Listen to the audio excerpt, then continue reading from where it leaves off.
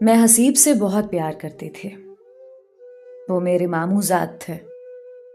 खानदान वाले उनके बारे में कहा करते थे कि ये लड़का बड़ा रंगीन मिजाज है, इसे भला कौन बेटी देगा। मैं ये बातें एक कान से सुनती और दूसरे से उड़ा देती, क्योंकि मुझे हसीब से प्यार था।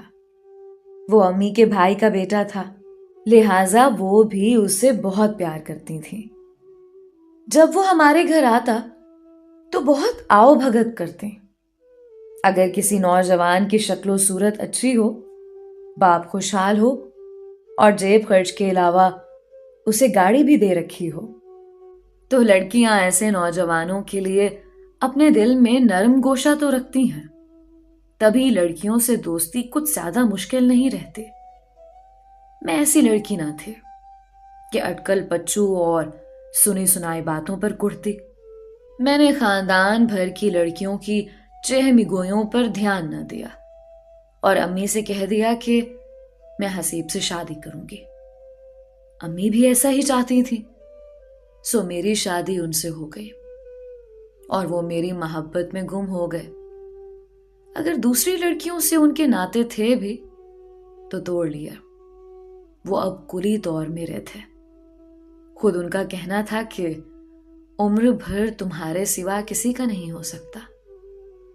अब हसीब तुम्हारे सिवा किसी का नहीं। जो चाहे कसम ले लो।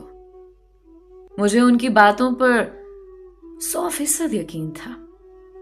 हमेशा वक्त पर घर आते और मेरी तमाम जरूरियात का ख्याल रखते थे। हर हफ्ते हम सिनेमा जाते और सैरो तफरी पर भी। ऑफिस के बाद का वक्त वो मेरे साथ ही गुजारते थे। दोस्तों को मिलना होता तो वो घर आकर मिल जाते, वरना ये शाजो नादिर ही उनसे मिलने चले जाते थे। ऐसे में कौन बदनसीब बीवी होगी जो इतने अच्छे शोहर का शिकवा करेगी। अबीरा उन दिनों नई नई हमारे पड़ोस में आई थी। खासी तेज तरार और शोख लड़की थी। फैशनेबल होने के साथ साथ तालीम याफ्ता और खूबसूरत भी थी। बातें तो ऐसी करती थी कि आदमी बस सुनता ही रहे और उसके सहर में खोया रहे। उसने हसीब को देखा था और ना ही उनकी मुठभेड़ हुई थी। अक्सर दोनों मुझसे एक दूसरे का तस्करा सुन लेते थे। एक दिन मैं अपने मियाँ का कसीदा पढ़ रही थी, तभी अबीरा झुंझला गई। बस जी बस, जरा आजमाओ तो, तुम्हारे सारे ख्वाब हवा हो जाएंगे। मर्द ख्वाब कितनी कस्में खाए, ख्वाब जलते शोले पर हाथ रखकर बीवी से कहे कि मैं हमेशा तेरा रहूंगा। एतबार करने वाली सिवाय नादान के और कुछ नहीं। तुम बड़ी वफादार और सादतमंद हो, मगर थोड़ी अहमक भी हो। उसने जो यूं बात की, मुझे बहुत बुरा लगा। मैंने कहा, अबीरा, मैं तो तुमको दोस्त समझकर इज्जत करती हूं और तुम मुझे मुंह पर अहमक कह रही हो। बुरा मत मानो, मैं तुम्हारी दोस्त हूं, तभी तो ऐसा कह रही हूं। अपने मियाँ की वफा पर ऐसा ही यकीन है तो आजमा कर देख लो। कहते हैं दोस्तों को आजमाया नहीं करते। मैंने कहा, हसीब तुम्हारा शौहर है, दोस्त नहीं। आगे तुम्हारी मर्जी। मैंने तुमको होशियार करना चाहा है, फिर भी तुम शुतुरमुर्ग की तरह आंखें बंद ही रखना चाहती हो तो आमकों की जन्नत में रहो और मजे करो। मैंने कहा, तो चलो आजमा लेते हैं। तुम्हारी बात सच निकली तो ये जो सोने का हार मेरे गले में है, उतार कर तुम्हारे गले में डाल दूंगी, जो तुम मेरे शौहर को बेवफा साबित करके दिखाओगे। अबीरा ने मेरी शर्त कबूल कर ली और मेरे मियाँ के ऑफिस का नंबर पूछकर मेरे सामने ही नंबर मिलाया। मैं हिना बोल रही हूं। आपकी गुजरे वक्तों एक लड़की राबिया से सलाम दुआ रही है ना? रही होगी। गुजरे वक्त को कौन याद रखता है। अब की बात करो। अब की बात यह है कि आपके पड़ोस में रिहाइश मिली है, तो इस नाते आपके घर कभी कभार आना जाना होता है। आपकी बेगम से अच्छी सलाम दुआ हो गई है। उन्हीं की जुबानी मालूम हुआ कि आपके दफ्तर में इस्तकबालिया खातून की जगह खाली है। इसी सिलसिले में फोन किया है। हाँ, राबिया जॉब छोड़कर चली गई है। जो हमारी इस्तकबालिया लेडी थी, वो जगह खाली है। तो शायद मैंने अपनी बेगम से तस्करा कर दिया होगा, मुझे याद नहीं। मामूली मामूली बातें मैं याद नहीं रखता। बहरहाल, आप इस जॉब के लिए इंटरेस्टेड हैं क्या? जी, मैं ग्रेजुएट हूं। पहले भी एक कंपनी में इसी आसामी पर काम कर चुकी हूं। वहां से कब और क्यों जॉब छोड़ी है? घर तब्दील करने की वजह से वो कंपनी अब बहुत दूर पड़ती थी, इस वजह से जॉब छोड़ दी है। ठीक है, आप मेरे दफ्तर आ जाएं, मैं देखता हूं अगर आपकी कुछ मदद हो सकती है। कब आऊं? अबीरा ने पूछा। अभी मुझे फरागत है, आ जाओ। कल आ जाऊं सर? वो दरअसल मुझे अपनी असनाद की फोटो कापियां करवानी है। ठीक है, कल आ जाइएगा। उसके बाद अबीरा तकरीबन रोजाना लंच टाइम में मेरे घर से फोन करती और मेरे साहब से थोड़ी देर बातचीत करती। उनकी बातचीत का बाब खुल गया। जब तक बात आप जनाब के दायरे में रही, अबीरा ने मेरे घर से ही फोन पर सिलसिला जारी रखा। कुछ दिनों बाद हसीब ने महसूस किया कि बात हद से आगे जा रही है और मेरी ना सिर्फ दिल आजारी होगी बल्कि घर में लड़ाई होगी, तो मामला बहुत खराब हो जाएगा। उन्होंने उससे बातचीत बंद कर दी। तब अबीरा ने मुझसे कहा कि मैंने तुमसे हार मान ली। तुम जीती, मैं हारी। वाकई तुम्हारे मियाँ बहुत शरीफ आदमी हैं और तुमसे सच्ची मोहब्बत करते हैं। उसके बाद अबीरा ने वो कर दिखाया जिसका मैं सोच भी नहीं सकती थी।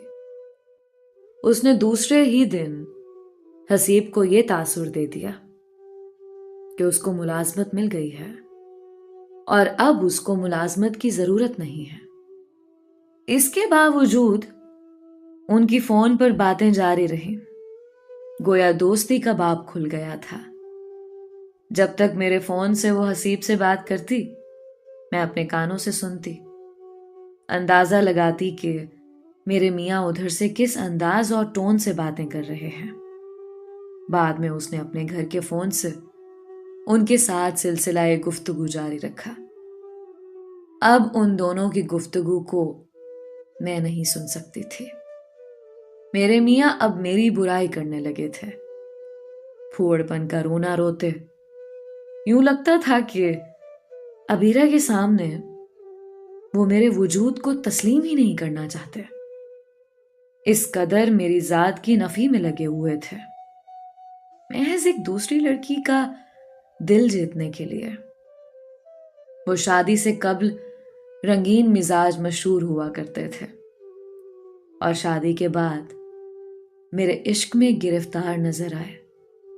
मुझसे ताउम्र बावफा रहने की कस्में खाते, बेशक मेरा बहुत ख्याल भी रखते और एक मर्द को अच्छा शौहर साबित करने के लिए खुद को ऐसा ही जाहिर करना भी चाहिए। अब मुझे क्या पता कि वो बाहर कैसी रविश अपनाए हुए हैं। घर में तो पुरसुकून रहते थे, मुझे भी आराम और सुकून मयस्सर था और मेरा घर जन्नत का नमूना था। मैं तस्लीम करती हूं कि अबीरा की बातों में आकर मैंने ये गलत किया कि खुद अपने शौहर को बल्कि सारे ही घराने को आजमाइश में डाला। हसीब अबीरा के घेरे में आ गए थे। उनका बस चलता तो खुद को कमारा जाहिर कर देते, लेकिन ये मुमकिन नहीं था कि अबीरा हमारे पड़ोस में रहती थी और हमारे घर उसका आना जाना था। मैं अंदर ही अंदर सुलग रही थी। वक्त से पहले अबीरा से लड़ बैठना भी अपने पांव पर आप कुल्हाड़ी मार लेना था।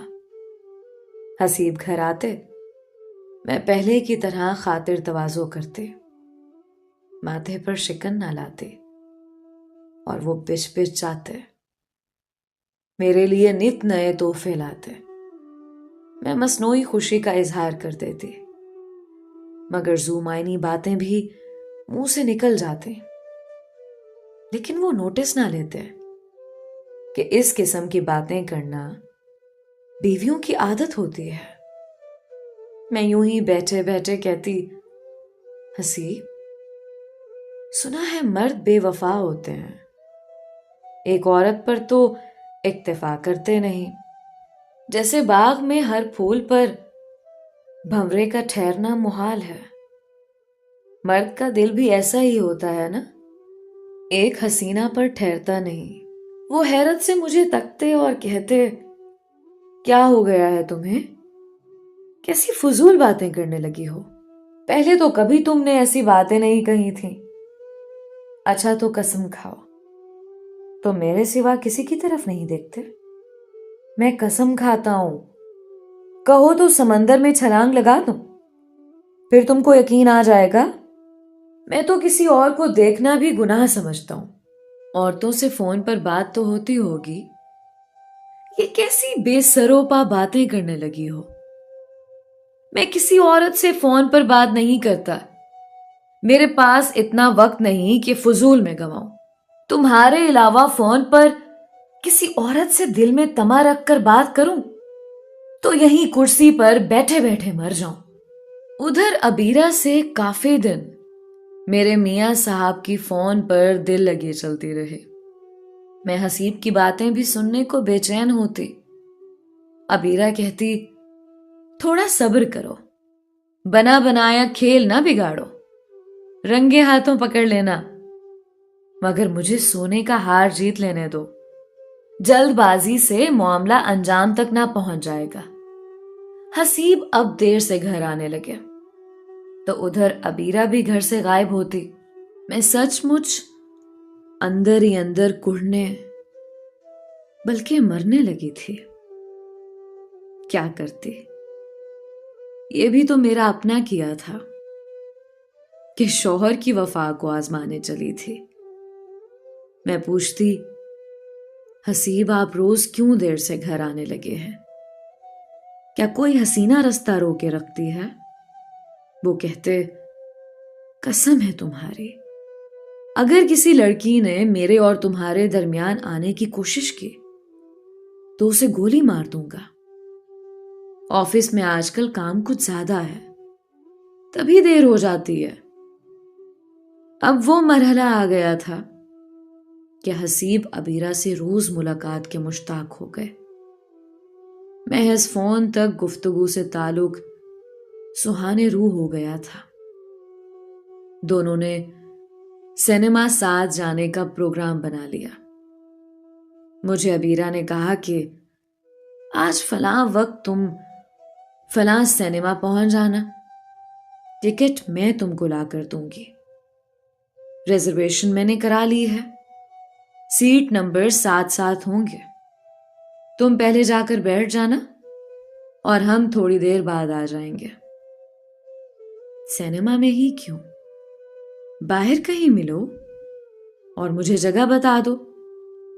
कहने लगी, हो ना अहमक, बाहर मुझे उनके साथ देख भी लोगी तो वो कह देंगे ऐसे ही इत्तेफाक से मुलाकात हो गई है। बहुत शातिर हैं हसीब साहब, नहीं मानेंगे, कस्में इतनी खाएंगे कि आंखों से देखकर भी तुम खुद को झूठी समझने लगोगी। सिनेमा ठीक है, जहां से भाग नहीं सकेंगे।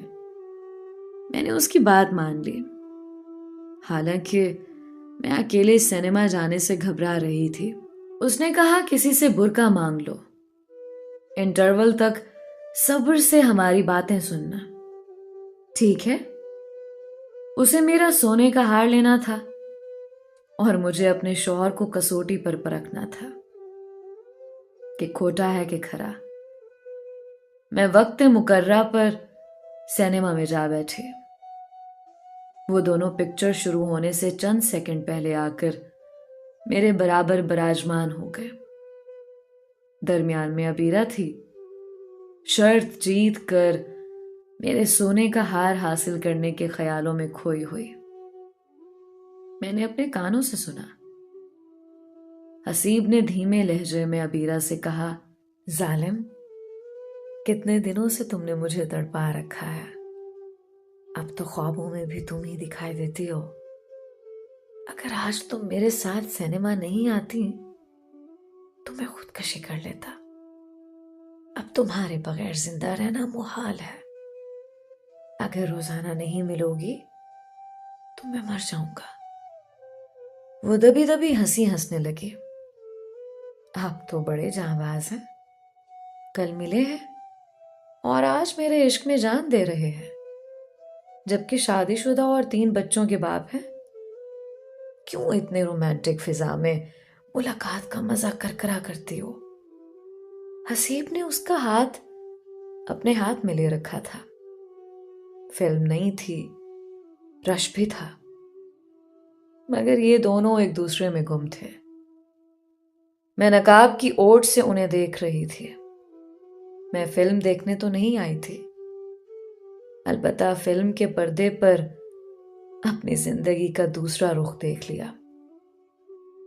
हसीब ज्यादा से ज्यादा उसके साथ कंधा मिलाने और करीब होने की कोशिश में उस पर झुक झुक जा रहे थे। अब ये मेरे लिए नाकाबिले बर्दाश्त हो चुका था। मैंने अबीरा की चुटकी ली। इससे पहले कि मैं कुछ बोल पड़ती, हॉल की बत्तियां रोशन हो गईं। वो दोनों सीधे होकर बैठ गए। तभी अबीरा मेरी तरफ रुख करके गोया हुई। अरे समीना, तुम? वो मुझसे यूं घुल मिल कर बातें करने लगी जैसे बहुत दिनों बाद पुरानी सहेलियां मिलती हैं। फिर हसीब की तरफ रुख करके बोली, ये मेरी पुरानी सहेली हैं, आज इत्तेफाक से यहां मिल गई हैं। मैं बदस्तूर नकाब डाले रही। उसने कहा, ये मेरे शौहर हैं समीना, आज हम तुमको रेस्टोरेंट में अच्छी सी कॉफी पिलवाएंगे। क्यों हसीब? हाँ हाँ, क्यों नहीं, जहां कहोगी ले चलूंगा। मुझे डर था कि वो बुर्का में मुझे पहचान न लें, मगर उन्होंने ज्यादा गौर नहीं किया, क्योंकि पहलू में तो महबूबा बैठी हुई थी। अबीरा बोली, हसीब, पिक्चर कुछ अच्छी नहीं, मुझे पसंद नहीं आ रही। चलो किसी अच्छे से रेस्टोरेंट में जाकर कुछ खाते पीते हैं। तभी लाइट्स ऑफ हो गई और फिल्म चलने लगी। लेकिन अबीरा हसीब को बाहर ले चली। मुझे भी कहा कि तुम भी उठो, हमने तुम्हारे लिए ही तो फिल्म छोड़ी है, जाने फिर कब मुलाकात हो। वो आगे आगे और मैं उनके पीछे पीछे। हसीब काफी तेज चल रहे थे। वो पार्किंग से गाड़ी सड़क पर लाए, तब तक हम भी वहां पहुंच गए। उन्होंने मुड़कर मुझे नहीं देखा। अबीरा उनके साथ अगली नशिस्त पर और मैं पिछली पर बैठी हुई थी। गाड़ी स्टार्ट थी। वो हमें एक उम्दा होटल ले गए और वहां कार रोकी तो अबीरा ने कहा, जाने मन, जानते हो ना, मुझे फूल बहुत पसंद है। वो सामने सड़क पार फूल वाले की दुकान है, मेरे लिए मोतिया के गजरे ले आइए प्लीज। तब तक हम फैमिली रूम में जाकर बैठते हैं। वो कार से उतर गए और सड़क पार करके फूलों के गजरे लेने चले गए। हम दोनों फैमिली कैबिन में आ गई। जरा देर बाद वो भी आ गए। अपने हाथों से गजरे अबीरा की कलाई में डाले और बोले, तुम्हारी सहेली इतनी ज्यादा पर्दानशीन है कि फैमिली रूम में भी नकाब डाले बैठी हैं। दरअसल ये इतनी खूबसूरत है कि अगर नकाब उठा दी तो तो आप इनके हुस्न की ताब ना ला सकेंगे। ये कहकर वो हंसी। हसीब का इश्तियाक सवा हो गया। बोले, भाई अब नकाब उठा भी दीजिए। हमारी बेगम इतनी अच्छी हैं, यकीनन उनकी सहेली भी अच्छी ही होंगी। अब मेरी बारी थी। मैंने उसी वक्त नकाब उलटकर हसीब की जानिब देखा। रात के तकरीबन 8 बजने को थे। कैबन में मध्यम रोशनी और टेबल पर शमा की रोशनी में भी मैंने उनके चेहरे पर बहते पसीने को देख लिया। मुझे लगा कि वो मिट्टी के बने हैं, अभी गिर पड़ेंगे। उस वक्त तो यूं चुपचाप गाड़ी में बैठकर उनके साथ घर आ गई, मगर उसके बाद क्या हुआ बताना नहीं चाहते। ये पूरी एक अलग कहानी है। सोने का हार तो मैं शर्त में हार गई, मगर अपने यकीन के हारने का दुख हार के हारने से कहीं ज्यादा था। कई दिन हम मियां बीवी में जुदाई रहे। बच्चे अलग परेशान हुए, उनका सुकून छिना। बिलाखिर मेरे बड़े भाई और वालिद की कोशिशों से हमारी सुलह हो गई। जैसे हर औरत कहती है, बस बच्चों की खातिर सुलह कर ली, वरना इस वरना की बदौलत मैं समझती हूं कि हजारों घर टूटने से बच जाते हैं।